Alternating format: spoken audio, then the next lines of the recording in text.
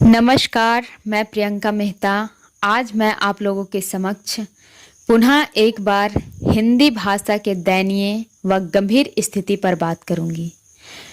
कुछ दिन पहले ही यूपी बोर्ड का रिजल्ट आया है, जिसमें लगभग 8 लाख परीक्षार्थी हिंदी में फेल हो गए हैं।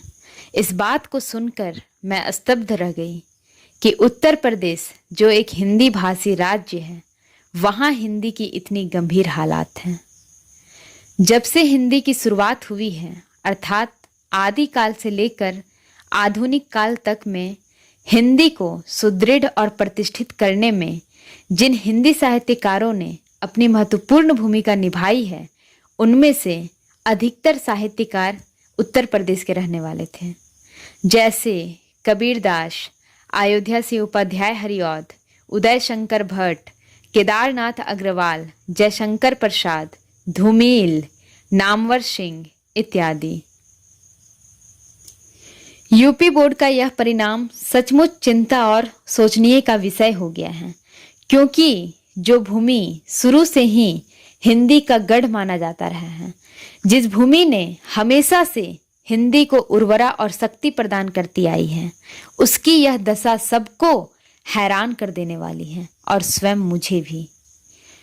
यूपी बोर्ड को शायद सलाह देने की स्थिति तो नहीं बनती, क्योंकि वह स्वयं सक्षम है अपना सुधार करने में, किंतु इस रिजल्ट के माध्यम से मैं लोगों को वास्तविकता से रूबरू करवाना चाहती हूँ कि हिंदी की इतनी गंभीर हालात केवल उत्तर प्रदेश में नहीं है, बल्कि पूरे विश्व पटल से हिंदी की छाप मिटती चली जा रही है। 14 सितंबर हिंदी दिवस, हिंदी हमारी राजभाषा, हिंदी हमारी राष्ट्रभाषा, हिंदी हमारी जनभाषा, ये वाक्य केवल किताबों में है। हाँ, ये सत्य है कि हिंदी हमारी जनभाषा है, परंतु हमें इसे केवल जनभाषा बनाकर नहीं रखना है, क्योंकि आज के पीढ़ी के लगभग सभी बच्चे अंग्रेजी स्कूल में पढ़ रहे हैं, और मुझे डर है कि आने वाले समय में जनभाषा का रूप भी अंग्रेजी ना ले ले। इसलिए मैं व्यक्तिगत रूप से सभी लोगों से निवेदन करना चाहती हूँ कि हिंदी विषय को अन्य विषय से कम नहीं आके बच्चों के जेहन में हिंदी विषय को लेकर जो नकारात्मक पक्ष भरे पड़े हैं, उसे सकारात्मक बनाएं। गणित, विज्ञान, अंग्रेजी आदि विषयों की भांति हिंदी को भी महत्व प्रदान करें। मैं एक बार पुनः कहना चाहूंगी कि हिंदी हमारी जनभाषा, राजभाषा, राष्ट्रभाषा है, और इसे जीवन पर्यंत बनाए रखना है। और इसके लिए हिंदी की जो प्रतिष्ठा थी, वो आज कहीं धूमिल हो गई है। उसे पुनः हम सभी को मिलकर हिंदी की खोई हुई प्रतिष्ठा को विश्व पटल पर स्थापित करना है।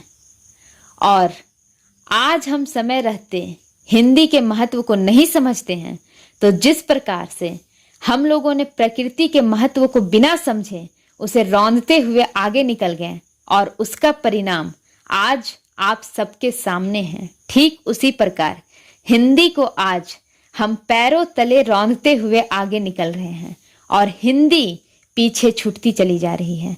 इसका परिणाम भी एक दिन हमें भुगतना पड़ेगा, और परिणाम क्या होगा ये मैं नहीं बताऊंगी।